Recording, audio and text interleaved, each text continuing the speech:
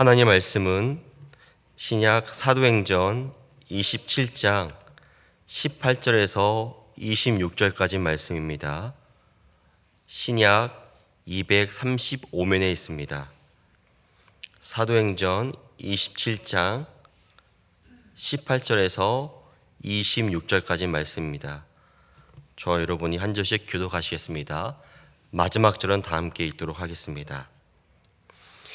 우리가 풍랑으로 심히 애쓰다가 이튿날 사공들이 짐을 바다에 풀어버리고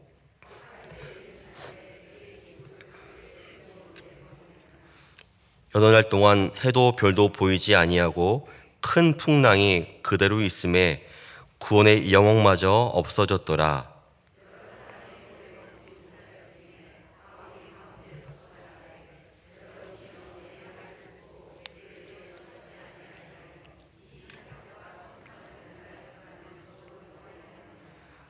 내가 너희를 권하노니 이제는 안심하라. 너희 중 아무도 생명에는 아무런 손상이 없겠고 오직 배뿐이니라.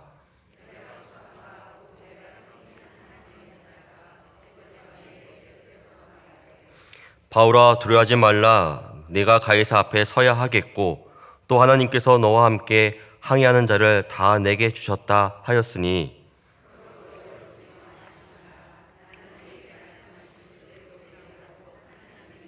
다 함께 읽겠습니다.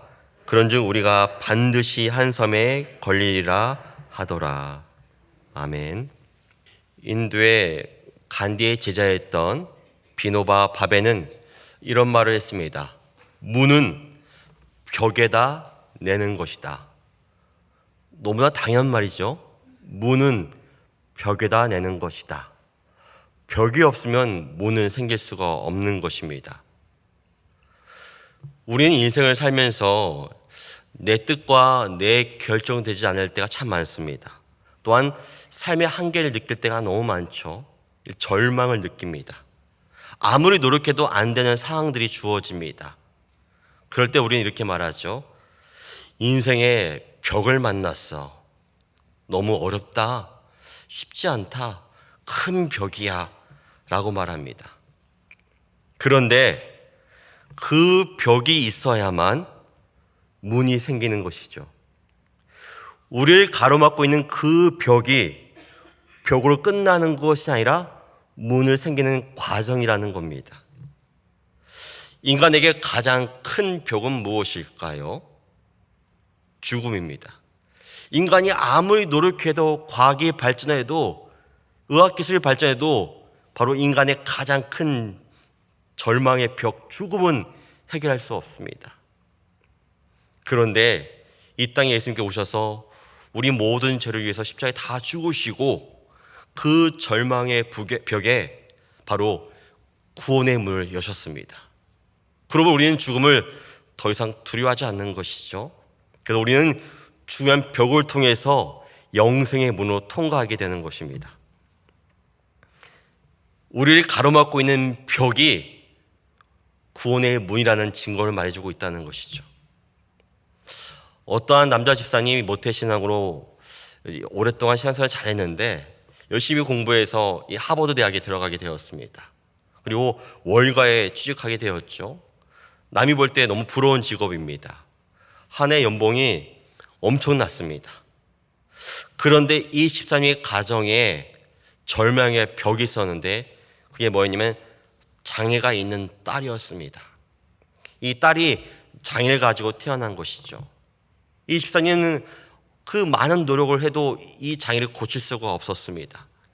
아무리 돈이 많아도 해결할 수 없는 인간의 한계죠. 너무 고통스러웠습니다. 시간이 지나서는 하나님께 원망이 들었습니다. 하나님, 저희는 몇 대에 거쳐서 믿음의 가문인데 저는 모태신앙이었는데 제가 무엇 그렇게 잘못했다고 이 큰 벌을 내리십니까? 이 하나님께 원망이 되었던 것이죠. 그래서 그 이 문제를 나중에는 회피하기 시작합니다. 그러다가 어느 날 너무 괴로운 나머지 주저앉아 있는데 성경 말씀을 보게 되고 이 성경 말씀을 통해서 이 하나님의 뜻을 알게 됩니다. 그리고 나서 가장 먼저 한 일이 월가를 퇴직했습니다. 그리고 이런 생각을 했습니다. 내가 남은 인생은 주님을 위해 살아야겠다. 나는 평신도 선교사가 돼야겠다. 그런 마음으로 열심히 공부해서 이 한의사 자격증을 따게 됩니다. 그리고 고민했습니다. 내가 갈 선교지가 어딜까 생각을 한 거죠. 그러던 중에 딸의 친구들 만나게 되었습니다. 딸의 친구를 만나는데 딸의 친구들이 집이 없다는 걸 알게 되었고 많은 사람들이 집이 없는 걸 알게 되었습니다. 그래서 이 집사님은 집 없는 그 사람들을 위해서 진료했고 그 사람들을 구제하고 도와줬습니다. 그제서야 이분은 깨달았습니다. 내가 갈 선교지가 다른 나라가 아니라 딸 아이의 친구의 바로 여기구나. 그리고 이분은 미국 남가주에서 홈리스 사역을 하게 된 거죠. 이분에게 큰 절망의 벽은 장애가 있는 딸이었습니다. 이 절망의 벽이 너무 커서 무너졌고 힘들었습니다. 하나님께 이 절망의 벽을 없애달라고 열심히 기도했죠. 그러나 절망의 벽은 사라지지 않았습니다. 그런데 이 절망의 벽에 감춰졌던 문이 열리게 되었습니다. 이게 뭘까요? 바로 선교사가 된 거죠. 그 장애의 벽을 통해서 자신의 삶이 다른 세계로 인도받게 된 것입니다. 벽을 자세히 봐야만 벽 안에 숨겨진 문을 볼 수 있고 그 문이 바로 주님의 거룩한 뜻이 담겨 있다는 것을 우리는 비로소 알게 됩니다. 우리는 살면서 수많은 선택과 결정을 하게 되죠. 근데 우리는 그 뜻대로 내 마음대로 되지 않고 예상치 못한 절망의 벽을 자주 만납니다. 한 번이 아니라 이렇게까지 인생이 안 풀리나 할 정도로 자주 만납니다. 오늘 본문에 봐도 본문의 주인공 사도 바울도 이 절망의 벽을 마주하고 있습니다. 바울은 사도였습니다. 하나님의 거룩한 일을 위해서 사도 일을 감당하고 있습니다. 그런데 사도가 되었다는 이유만으로 바로 이 감옥에 끌려가게 되었고 죄수가 되어서 오늘 본문에 보면 이집트에서 로마로 압송돼가는 배를 타게 됩니다. 그 배는 바로 알렉산드리아 배였습니다.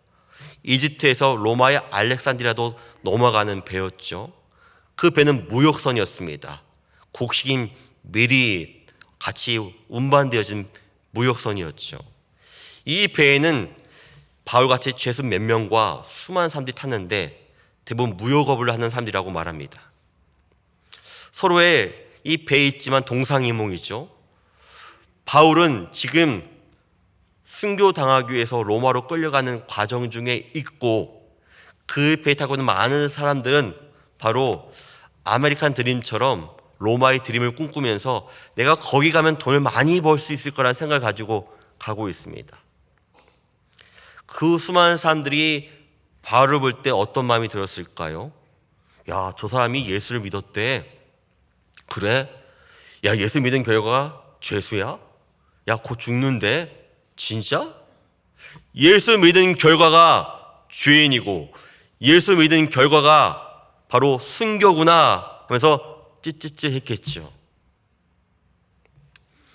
그래서 오늘 본문에는 기록되어 있지 않지만 11절에 이런 말이 나와 있습니다. 백부장이 선장과 선주의 말을 바울의 말보다 더 믿더라.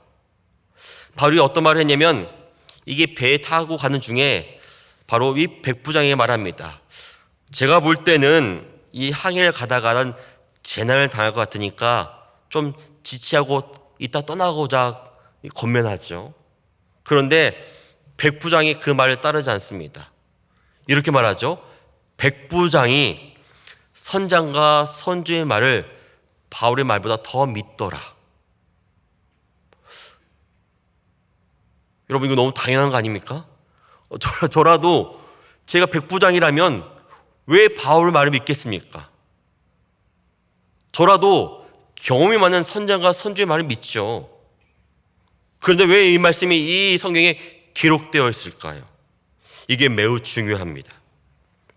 사람들은 바울을 보면 이렇게 말했죠. 예수 믿은 결과가 재수구나. 아, 실패한 인생. 우리는 지금 로마의 드림을 꿈꾸며 가는데 불쌍하다. 우리 또한 바울을 보며 감정을 이입합니다. 어떤 이입일까요? 예수 믿어서 얻은 현실의 결과가 도대체 우리 또한 무엇이야? 남편이 잘 됐어? 자녀가 잘 됐어? 그렇게 열심히 믿었는데 내가 주어진 결과가 뭐야? 나의 신앙 현실이 도대체 뭐야? 화가 나기도 하죠. 심지어 누군가는 우리를 조롱합니다. 당신 예수 믿어서 얻은 결과가 뭐요? 잘 사는 것 같지도 않더만. 우리 인생이 꼭 바울처럼 보입니다. 그리고 아무리 우리가 말해도 우리의 말을 믿지 않죠. 왜냐하면 그들이 보기에 우리 인생은 실패한 것처럼 보이기 때문에 그렇습니다. 실패한 자의 말을 들을 이유가 없는 것이죠. 우리는 바울을 보면서 마음이 불편해집니다. 나 또한 그런데 열심히 기도하지만 무엇인가 얽매여 있고 열심히 뭔가 하지만 뭔가 나름 실패한 인생같처럼 보이는데 아니 예수 믿으면 성공해야 되는 게 아닐까? 바로 이 부분 때문에 마음이 불편해지죠. 우리가 생각한 믿음은 무엇이냐면 우리가 원하는 기도는 무엇이냐면 기도하면 벽이 무너져야 됩니다. 내가 기도하면 모든 문제가 해결받아야 됩니다. 아니 사도 바울처럼 하나님 일을 한다면 영광받아 마땅한데 그렇게 기대하는 것이죠. 그런데 예수 믿어서 더 힘든 것 같습니다. 예수 믿으니까 더 참아야 되는 것 같습니다. 예수 믿으니까 억울한 일이 한두 가지가 아닙니다. 욕도 할 수 없고 화내도 수 없고 한두 가지가 아니죠. 심지어 이 하나님 일을 한다고 떠나는데 광풍을 만납니다. 아니 그 배에 사도가 타고 있다면 오던 광풍도 멈춰야 이 면이 쓰죠. 만약에 이렇게 되면 사람들은 예수님을 잘 믿을 것 같습니다. 제가 딱 배를 타고 가고 있는데 광풍이 붑니다. 제가 기도하게 되죠. 풍랑아 잠잠하다. 그러면 잠잠해지면 사람들이 뭐라 할까요? 야 역시 여기에 배에 목사가 타고 있으니까 풍랑도 멈추는구나 하면 어떨까요? 믿자. 예수를 믿어보자 할 거 아닙니까? 그런데 사도 바울이 이 배에 타고 있는데 풍랑이 멈추지 않습니다. 더 거셉니다. 우리가 기대하는 믿음은 무엇이냐면 믿음만 좋으면 내가 기도만 하면 오던 풍랑도 멈춰질 거야 라고 기대합니다.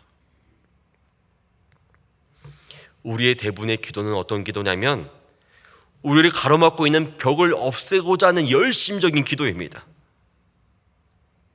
한번 생각해 보시기 바랍니다. 여러분이 어느 때 간절하게 기도합니까? 대부분의 내 삶에 문제가 생길 때 그걸 벽으로 규정할 때 하나님 제발 좀 그 벽만 무너뜨려 주십시오. 간절히 바랍니다. 열심을 내어 기도합니다. 주여 주여 열심히 부릅니다. 그 벽이 막히 나의 기도 때문에 무너질 걸 기대하게 되죠. 구약 성경에 보면 역다에 보면 이 솔로몬의 아들 르호보암이 등장합니다. 르호보암 왕 때 남부 왕조가 갈라지게 됩니다. 이 자신의 죄 때문에 갈라지게 되는 거거든요. 근데 르호보암은 이를 참지 못해서 북왕족인 이스라엘을 이제 정복하려고 해서 군대를 모으기 시작합니다. 그래서 싸우려고 하는 것이죠. 이 싸우려고 딱 가는 순간에 하나님께서 이렇게 말씀하십니다. 너희는 올라가서 너희 형제들과 싸우지 말고 각각 집으로 돌아가라. 이 부분이 중요합니다. 이 일이 내게서 난 것이라. 아니 이해할 수 없습니다. 르호보암 입장에서는 지금 북왕조가 반란을 일으킨 겁니다. 자신이 통일한 왕자의 왕인데 반란을 일으켰기 때문에 그걸 제압하는 게 마땅한데 하나님께 하신 말씀이 이 일이 내게서 난 것이라 가로막고 있는 것이죠. 만약 우리라면 어떻게 기도했을까요? 하나님, 제발 좀 이 북왕주가 기도하오니 멸망시켜 주십시오. 열심히 이 절망의 벽을 향해서 기도했을 것입니다. 그런데 르호보암은 이 주님의 말씀, 이 일이 내게서 난 것이라 라는 주님의 말씀에 그때 순종에 멈춥니다. 우리가 왜 절망의 벽 앞에서 멈추지 않고 계속 기도할까요? 그 이유는 한 가지입니다. 내가 원하는 삶의 결과가 아니기 때문에 그렇습니다. 내가 바라는 목적과 삶이 아니기 때문에 그걸 벽으로 규정하고 기도하는 것이죠. 근데 만약에 그렇게 기도하고 있는데 하나님께서 우리에게 그만 기도해라, 이 일이 내게서 난 것이라 라고 한다면 여러분은 멈출 수 있겠습니까? 멈출 수 있다면 지금까지 한 기도가 참된 기도이겠죠.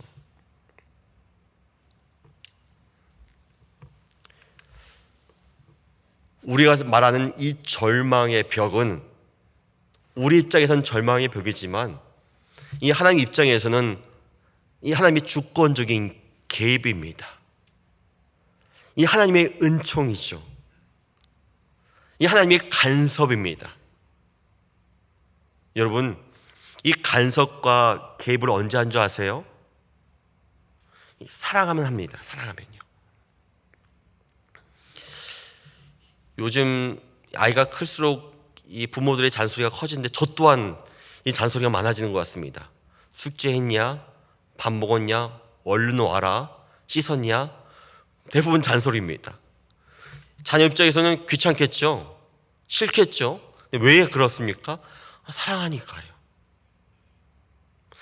하나님께서 가로막고 있는 이유는 하나님의 주권적인 개입이 사랑이기 때문에, 하나님의 주권적인 개입은 벽이 아니라 브레이크입니다. 멈춰야만 우리가 살 수 있기 때문에 그 벽을 마주하게 하는 것이죠. X 밟으면 사고 납니다. 우리가 대부분 맞이하고 있는 모든 절망의 벽은 한 입장에서는 주님의 주권적인 기회이고 간섭이고 브레이크입니다. 우리에게 필요한 게 있다면 바로 이 관점이죠. 이걸 해석한 능력입니다. 이게 벽인지 은혜인지를 분별할 수 있어야 되는 것이죠. 우리의 믿음 생활 대부분은 한 가지 싸움이죠. 나의 뜻과 주님의 뜻이 충돌하는 겁니다. 충돌하기 때문에 내 마음에 평안이 없는 겁니다. 늘 내 마음속에는 전쟁입니다. 내가 원하는 뜻이 있고 주님의 뜻이 있는데 나의 뜻을 꺾어야 되는데 꺾지 못해서 늘 마음이 불편하고 불안하고 기도가 절로 나오는 것입니다. 마음이 평안이 없는 것이죠. 그런데 그 벽을 내가 세운 벽이라 규정하고 그를 무너뜨린다면 우리 마음에 평안이 임하는 것이죠. 한번 생각해 보기 바랍니다. 배를 타고 가는데 풍랑이 없다는 것은 말이 안 되죠. 배를 타고 간다면 파도는 존재합니다. 우리는 파도가 없길 바라죠. 파도가 없으면 어떻게 됩니까? 그 자리에 그냥 있는 것입니다. 그렇다면 무엇이 문제일까요? 예수님께서 제자들과 함께 배를 타고 가고 있었습니다. 예수님 배에서 고물을 메고 잠이 들었죠.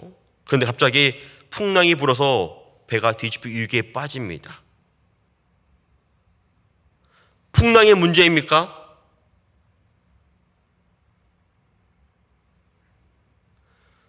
배를 탔다면 풍랑은 늘 존재합니다. 무엇이 문제입니까? 배에 함께 타고 있는 예수님을 믿지 못하는 우리의 믿음 없음이 문제죠. 삶의 문제 가운데 예수님이 없습니다. 삶의 문제 가운데, 기도함 가운데 예수님이 없다는 것이 문제죠. 문제가 있지만 문제를 묵상하지만 주님의 말씀을 묵상하진 않습니다.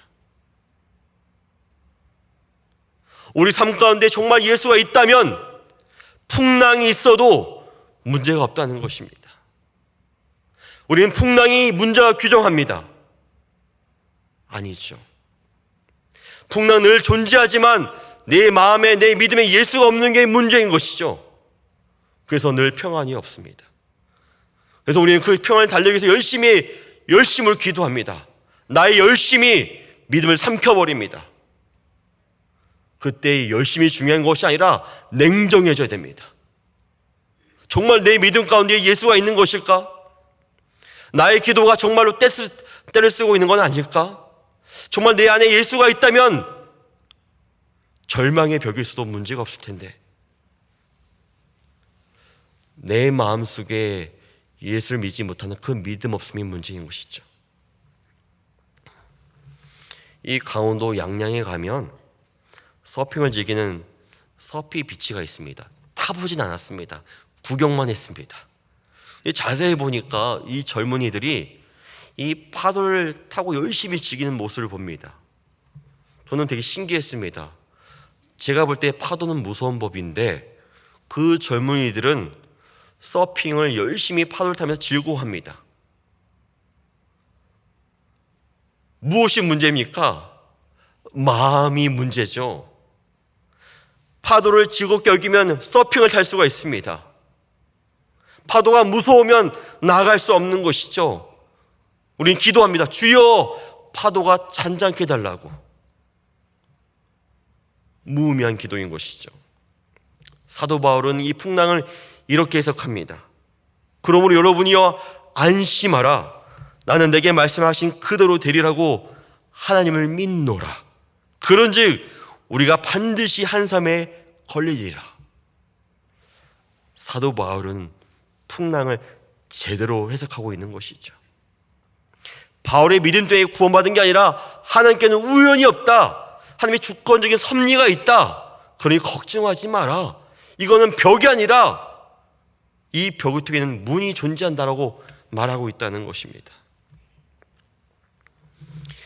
우리가 기대하는 신앙은, 우리가 기대하는 기도는 모세 홍해의 사건을 매우 좋아합니다. 우리를 가로막고 있는 홍해가 있는데 기도하면 쫙 갈라질 기대하죠.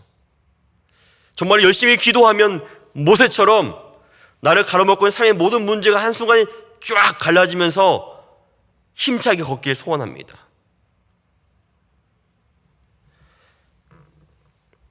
그런 일은 한 번은 족합니다. 우리에게 요구하는 믿음은 무엇이냐면 이 답답한 현실을 견디라는 겁니다. 믿음은 답답한 현실을 견뎌내는 것입니다. 어떤 의미냐면요, 예수님의 성육신 사건이 그렇습니다. 한번 생각해 보시기 바랍니다. 전능하신 하나님께서, 그 하나님이, 초월자인 그 하나님이, 무한하신 분이 인간의 한 유한 속에 들어오셨습니다. 영원하신 하나님께서 인간의 시간 속에 들어오셨습니다. 들어온 순간 문을 깨집니다. 모든 걸 할 수 있는 전능하신 그분이 인간의 답답한 속에 들어오셨습니다. 돌을 떡으로 만들 수 있는 그 예수님께서 인간이 되셔서 굶주려야 했습니다. 또한 죽음이 없는 그분이 인간이 되셔서 죽음을 맛보아야 됐습니다. 너무 답답하죠. 그냥 말씀 한마디면 모든 게 없어질 터인데, 말씀 한마디면 죽음도 정복할 수 있는데, 그 예수님께서 전능과 초월을 다 버리시고 인간의 유한 속에 들어오셨습니다. 너무 답답하죠. 너무 초라해 보입니다. 그 예수님이 십자가 달리시니까 사람들 말했습니다. 실패했다, 죽었다, 조롱했습니다. 무력해 보이는 것이죠. 왜 그 당시에 많은 사람들이 예수님을 메시아로 인정하지 않았을까요? 답답해 보이니까요. 무능력해 보이니까요. 바보 같아 보이니까요. 그들이 생각한 메시아는 홍해를 가른 모세 같은 분입니다. 말 한마디면 모든 게 이루어지는 기적 같은 분이시죠. 그런데 왜 예수님께서는 왜 보잘것없는 인간으로 성유신 하셨을까요? 한 가지입니다. 우리의 답답한 현실에 공감하시고 우리가 예수 믿어서 얻은 결과가 무엇이라고 한탄할 때 그 한탄을 깊이 이해하시기 위해서 우리는 그 예수님을 떠올릴 때마다 은혜를 누리게 되는 것이죠. 예수님조차 그 어려운 현실을 견뎌내셨는데, 예수님조차 그 고난을 겪으셨는데 하면서 우리가 우리의 믿음을 고추 세우게 되는 것이죠. 그 예수님께서 연약한 인간이 되셔서 죽으셨고 죽음의 벽을 정복하시고 구원의 문을 여셨습니다. 사도 바울이 바로 예수님처럼 바로 그 믿음을 취하고 있습니다.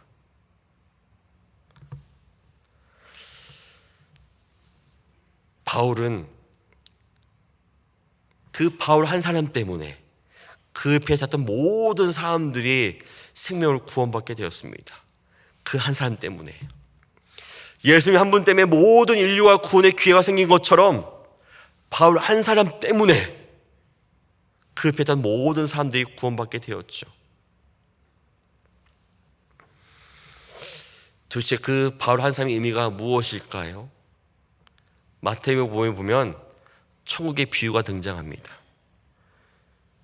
예수님께서 이런 말씀하시죠. 천국을 비유하시면서 천국은 마치 여자가 가루 서말 속에 갖다 넣어 부풀게 한 누룩과 같다.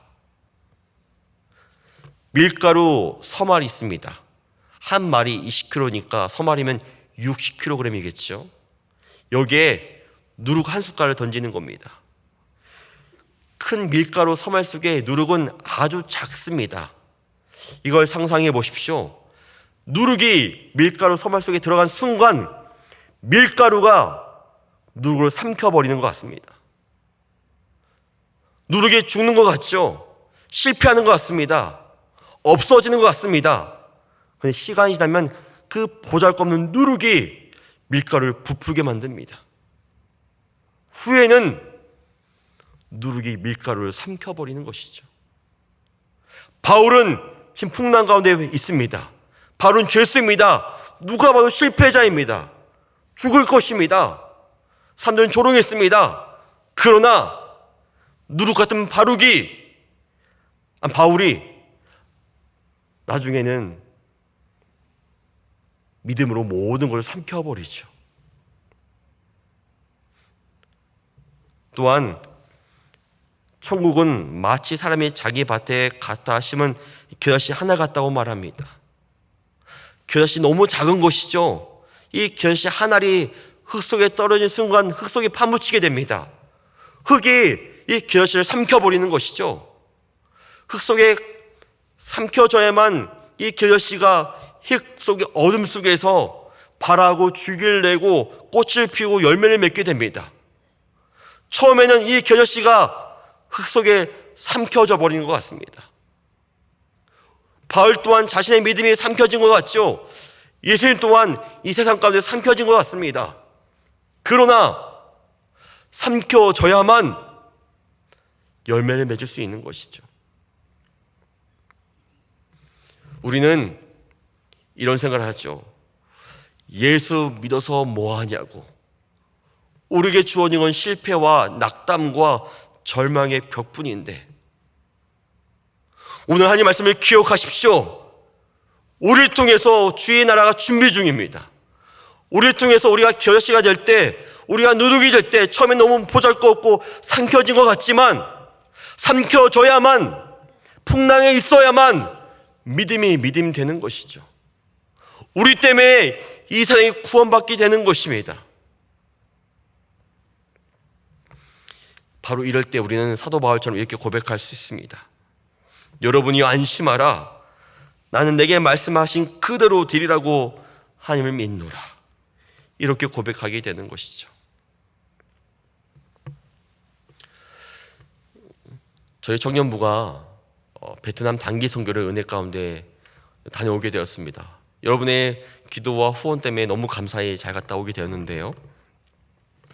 이 베트남 선교했을 때 저희는 김덕규 선교사님과 아들 이 김진택 선교사님과 더불어서 모든 일정을 같이 소화했습니다.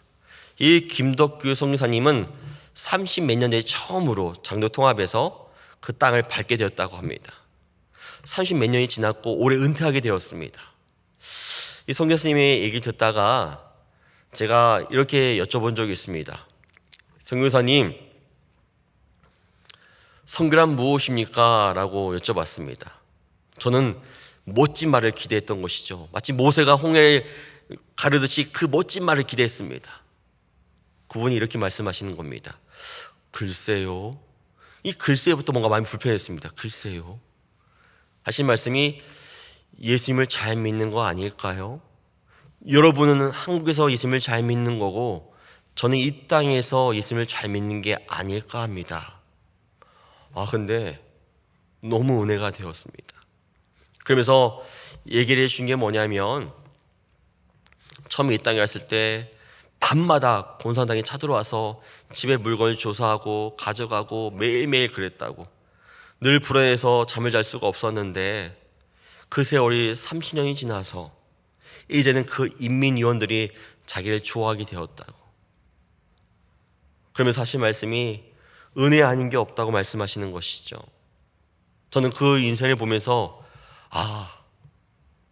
이분은 바울처럼 풍랑을 맞으며 살았구나. 그 배에는 수많은 이 베트남 현지인이 타고 있었구나. 그리고 이분은 누르교였구나. 처음에 그 땅에 왔을 때 이방인이었고 아무도 인정해주지 않았는데 겨자씨였는데 보잘것없는 겨자씨였는데 모든 인생을 여기에 다 헌신하신 것이죠. 무엇보다 제가 은혜가 되었던 것은 그 아들 선교사였습니다. 이 아들 선교사는 아버지를 보면서 그 땅에 태어나게 되었고 나중에 이제 공부하게 되었고 한국에 돌아와서 대학교 다니고 일반 회사를 다니다가 나중에 목회적 부르심을 받아서 목사가 되었습니다. 그러던 중 아버지의 은퇴 소식을 듣고 기도하던 중 나도 선교사가 되어야 되겠다. 그래서 아버지의 선교 사역을 바로 이어받기 위해서 올해 베트남 땅으로 가게 된 것이죠. 저는 보면서 이런 생각을 했습니다. 예수 믿는 게 무슨 의미가 있냐고 물어본다면 그 아들을 복음의 증인으로 세울 수 있겠다는 생각이 들었습니다. 제가 선교사님께 말씀드렸습니다. 선교사님, 누르게의 결과가 아들이군요. 이 겨자씨의 결과가 아들이군요. 멋진 것 같습니다. 오직 하나님이 더 높아지길 기도하겠습니다 말했죠. 또한 이 선교사역 중에 은혜가 됐던 것은 신학교를 방문하게 되었는데 그 도상의 대부분이 4분의 3이 베트남어가 아니라 영어였습니다. 돈도 없었고 여력이 안 됐던 것이죠. 근데 저희 교회에서 이 담임 목사님께서 루터의 갈라디아 주석과 여러 가지 책을 번역하는 사업을 함께하고 있습니다. 근데 그분이 이렇게 말하는 겁니다. 이 작은 시작이 나중에는 이 4분의 4 전체를 이 자신의 언어로 번역하는 일이 있길 소망합니다. 여러분이 하나의 겨자씨가 되었습니다 라는 말을 들을 때 그렇구나. 이 작은 번역 사업이 큰 일을 벌일 수 있는 단초가 되겠구나 하는 생각을 하게 된 것이죠. 여러분, 우리가 생각하는 믿음은 과연 무엇입니까? 여러분은 여전히 무엇을 위해 기도하고 있습니까? 나에게 주어진 삶의 절벽과 절망의 벽을 없어지게 열심히 기도하고 있습니까? 없어지지 않습니다. 어떻게 기도해야 될까요? 이렇게 기도해야 됩니다. 하나님, 이 절망의 벽 속에 감춰진 그 문의 뜻이 무엇인지를 밝혀 보여주십시오. 지금은 너무 절망스럽지만 그 벽이 가로막고 있지만 믿음의 눈이 띄어서 그 벽 속에 숨겨진 문의 뜻이 무엇인지를 알고 싶다고 기도해야죠. 그러면 풍랑이 문제가 안 됩니다. 파도가 문제가 안 되는 것이죠. 사도 바울은 자신을 가로막고 있는 그 풍랑 속에서 그를 벽으로 겨지 않고 숨겨진 문으로 바라봤습니다. 그렇게 말한 것이죠. 나는 내게 말씀하신 그대로 되리라고 하나님을 믿노라 라고 고백했습니다. 예수님 또한 죽음을 절망의 벽으로 바라보지 않고 거기서 영생의 문을 바라보셨습니다. 내가 죽어야만 너희들이 구원받을 수 있다. 사도 바울은 말합니다. 나는 내게 말씀하신 그대로 되리라고 하나님을 믿노라. 나는 하나님을 믿노라. 풍랑이 여전히 존재하고 절망의 벽이 여전히 존재하지만 나는 그 문 속에 감춰진 문을 바라보고 있다. 이 고백이 우리의 고백이 되어야 할 것입니다. 다 함께 기도하시겠습니다. 하늘에 계신 우리 아버지여, 이름이 거룩히 여김을 받으시오며 나라의 임하옵시며 뜻이 하늘에서 이룬 것 같이 땅에서도 이루어지이다.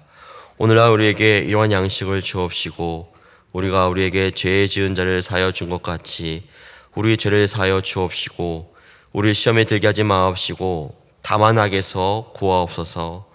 대개 나라와 권세 영광이 아버지께 영원히 있사옵나이다. 아멘.